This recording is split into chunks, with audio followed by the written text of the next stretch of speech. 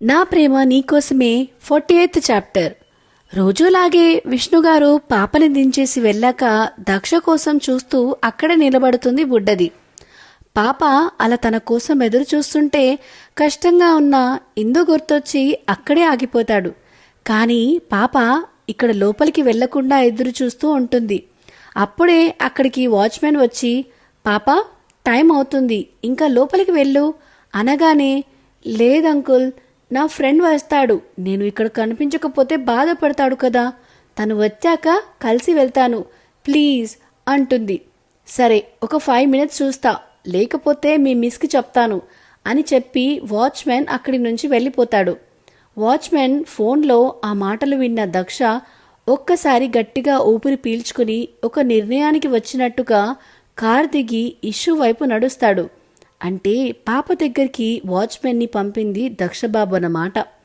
దక్షని చూడగానే issue baby సంతోషంగా చూస్తుంది. దగ్గరికి రాగానే దక్షకి ఎత్తుకో అన్నట్లు చేతులు చాపుతుంది. పాపని ఎత్తుకుని, good morning baby, sorry late అయింది అని అంటాడు. ఇట్స్ ఓకే డా అని అనబోయి ఆగిపోతుంది. పాప డాడీ అని పిలవబోయి ఆగింది అని దక్షకి కూడా అర్థమవుతుంది. అప్పుడే అక్కడికి వచ్చిన ఒక బుడ్డోడు, వీడు వేరే బుడ్డోడు, ఆ రోజు వచ్చినవాడు కాదు. హాయ్ శ్విత అని దక్షని చూసి, ఈజ్ హీ యువర్ ఫాదర్ అని అడుగుతాడు. ఎప్పుడు వాళ్ళ గ్రాండ్ ఫాదర్తో రావడం చూసిన ఆ బుడ్డిగాడు.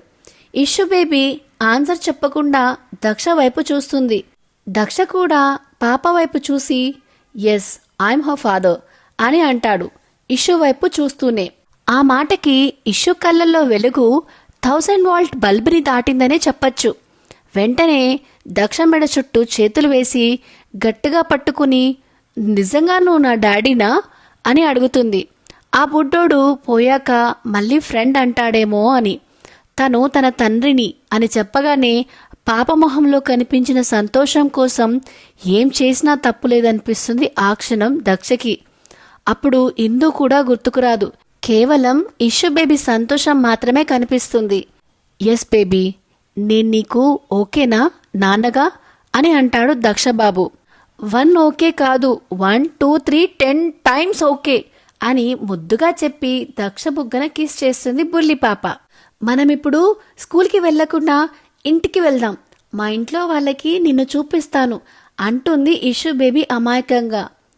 తను నవ్వుతూ, ఇంట్లో ఏమని చెప్తావ్ అని అడుగుతాడు దక్ష. తాతయ్య, అమ్మమ్మ, మమ్మ, గాడ్ నా కోసం నాన్నని పంపించాడు అని చెప్తాను అంటుంది ముద్దుగా. పాప తండ్రి కోసం పడే ఆరాటం చూసి తను చేసింది తప్పుగా అనిపించట్లేదు దక్షకి. ముందు ముందు ఏం జరిగినా ఎదుర్కోవాలి అని ఫిక్స్ అయ్యాడు పాప సంతోషం కోసం. సరే కానీ ఇప్పుడు కాదు, ఈరోజు స్కూల్కి వెళ్ళు, నేను చెప్పినప్పుడే నువ్వు ఇంట్లో చెప్పాలి, ఓకేనా అని అంటాడు దక్ష. కానీ ఎందుకు అంటుంది ఇష్యూ బేబీ ఇంట్లో తెలిస్తే వచ్చే ఉపద్రవం తెలియక. అంటే మనం మమ్మకి సర్ప్రైజ్ ఇద్దాం, అప్పుడు మమ్మ చాలా సంతోషపడుతుంది అని చెప్తాడు. ఓ అవునా అని, ఓకే డాడీ నువ్వెలా చెప్తే అలా అని. మరి పేరెంట్స్ మీటింగ్కి వస్తావా నువ్వు అని అడుగుతుంది ఇష్యూ బేబీ. ఒక క్షణం ఆలోచించి వస్తాను అంటాడు. ఇష్యూ బేబీ సంతోషంగా థ్యాంక్ యూ డాడీ అని చెప్తుంది. ఇక లోపలికి వెళ్ళు అని కిందికి దించి పాపని స్కూల్లోకి పంపిస్తాడు. పాప వెళ్ళిన తర్వాత ఒకసారి నిట్టూర్చి, ఇప్పుడు మన విషయం మీ అమ్మకి తెలియాలి, భద్రకాళి అవతారం ఎత్తుతుందేమో అని అనుకుంటూ ఆఫీస్కి స్టార్ట్ అవుతాడు. ఆఫీస్లో అడుగు పెట్టగానే ఫస్ట్ టైం ఇందుని చూడాలంటే ఇబ్బందిగా అనిపిస్తుంది మన బాబుగారికి.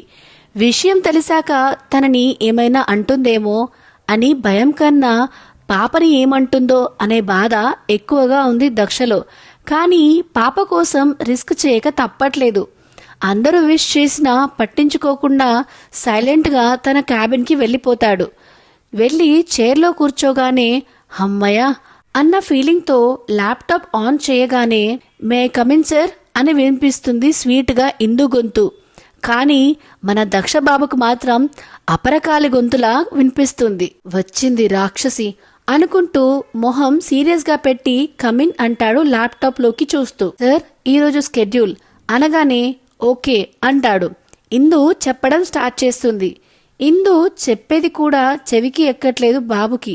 పాప విషయం తెలిస్తే ఏం చేస్తుందో అనే ఆలోచనలోనే ఉండిపోతుంది మైండ్ అంతా. ఇందు చెప్పడం అయిపోయాక ఓకే సార్ మీటింగ్కి అరేంజ్మెంట్స్ చేయమంటారా అని అడుగుతుంది. దక్ష నుండి ఎటువంటి రెస్పాన్స్ లేకపోయేసరికి ఏమైంది వీడికి అని మనసులో అనుకుని సార్ అని గట్టిగా పిలుస్తుంది. ఆ సౌండ్కి తేరుకుని హా అంటాడు. అదే సార్ అరేంజ్మెంట్స్ చేయాలా అని అడిగితే ఏం అరేంజ్మెంట్స్ అంటాడు అయోమయంగా. ఇదేంటి ఇప్పుడు నేను కష్టపడి చెప్పిందంతా వినలేదా ఏంటి అని మనసులో అనుకుని ఇప్పుడు 10కి వాళ్ళతో మీటింగ్ ఉంది కదా దాని అరేంజ్మెంట్స్ అని ఇందు అనగానే నువ్వొద్దు వేరే ఎవరికైనా అప్పచెప్పు ఆ పని అని అంటాడు దక్ష. లేకపోతే ఇందు తన పక్కనే ఉండాల్సి వస్తుంది అని. దక్షని ఒకసారి చూసి ఓకే సార్ అని చెప్పి ఆ పని తాన్వికి అప్పచెప్తుంది. ఇందు వెళ్ళిపోయాక ఓ గాడ్ ఇష్యూ బేబీ నేనెవరికి ఇంత భయపడలేదు, నీకోసం మీ మమ్మకి భయపడాల్సి వస్తుంది అని నీరసంగా అనుకుంటూ హెడ్ఏక్గా అనిపించి కాఫీ ఆర్డర్ పెట్టుకుంటాడు. ప్యూన్ ఒక చేతిలో కాఫీ ఒక చేతిలో ఫైల్స్తో వస్తుంటే కాలు స్కిప్ అయి చేతిలోని ఫైల్స్ కింద పడతాయి. అది చూసిన ఇందు అయ్యో బాబాయ్ ఏమైంది అనగానే ఏదో తగిలి కాలు స్లిప్ అయిందమ్మా అని ప్యూన్ అనగానే కాఫీ ఎవరికి అంటుంది. కాఫీ దక్ష సార్ కోసం అంటాడు.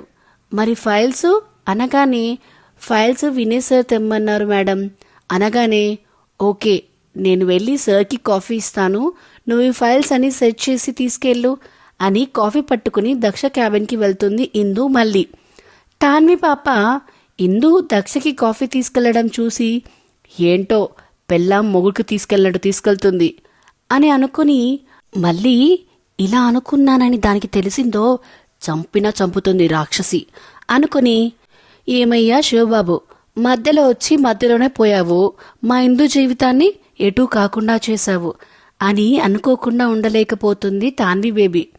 తన క్యాబిన్లో ఇందుని మళ్ళీ చూసిన దక్షకి ఈసారి ఫ్రస్ట్రేషన్ ఎక్కువైపోయి ఏంటి ఇక్కడ నువ్వేమైనా సర్వర్ పనిచేస్తున్నావా అని సీరియస్గా అంటాడు.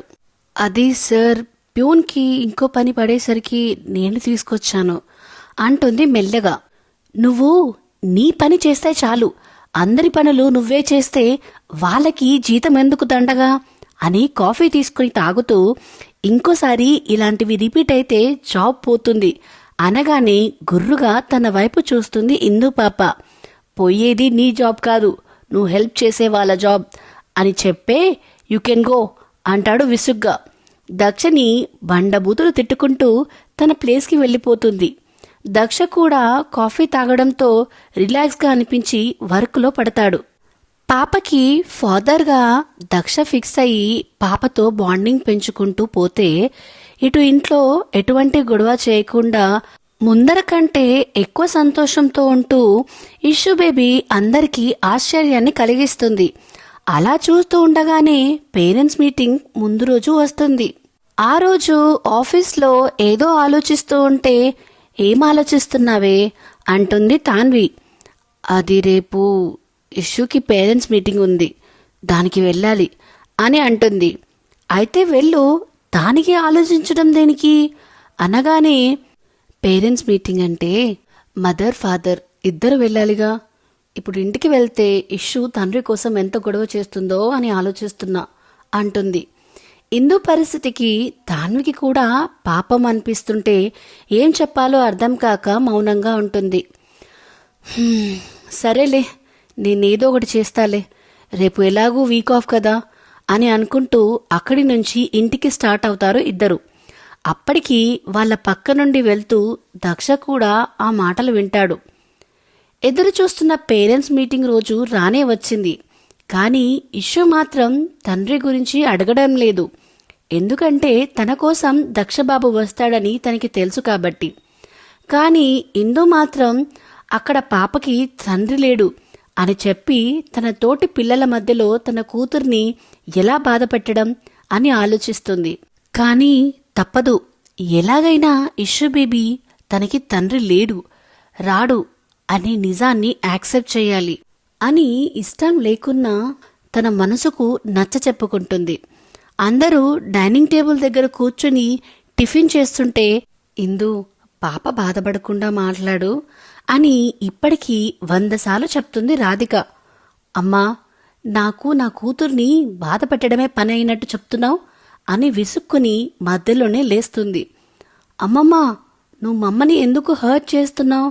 మమ్మ నన్ను ఎప్పుడూ బాధ పెట్టదు, యూ డోంట్ వరీ అని చెప్పి ఇందు దగ్గరికి వెళ్ళి మమ్మ వెళ్దామా అని అంటుంది ముద్దుగా. కూతురు నవ్వుతూ ఉన్న మొహాన్ని ఒకసారి చూసి తిరిగి ఇంటికి వచ్చేప్పుడు కూడా ఇలాగే నవ్వుతూ ఉంటుందా అనుకుని పాపని తీసుకుని స్కూల్కి స్టార్ట్ అవుతుంది ఇందు. సో ఇదేనండి నా ప్రేమ నీకోసమే 48th చాప్టర్.